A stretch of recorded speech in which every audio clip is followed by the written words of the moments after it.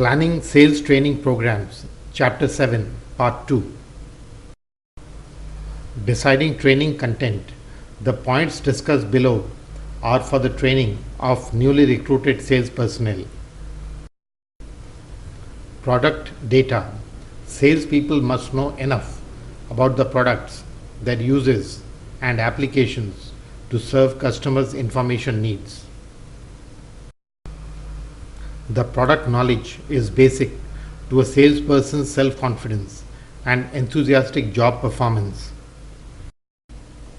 Salespersons must learn how the company's product can meet these requirements. The trainees should know the buyer's viewpoint.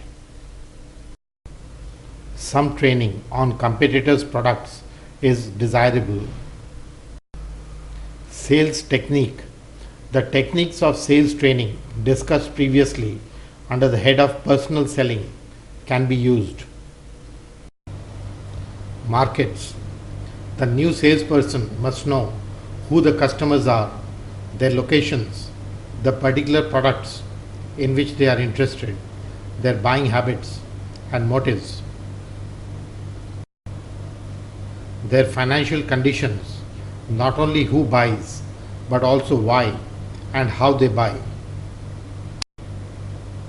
Company information. The company's policies relating to price, discount, commissions, pre and post sales services, spare parts, credit extension, and customer relations. The training program must equip the salesperson to perform tasks such as adding new customers, processing customer orders, preparing expense and other reports, handling enquiries, and following up on customer requests. Other company information may include the performance evaluation system, compensation and incentive system, promotions, employee benefits such as medical and insurance plans,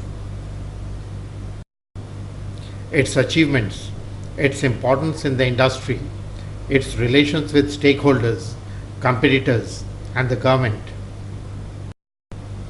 Selecting training methods. The method of training depends on the content of the training program. The different methods used for training are as follows.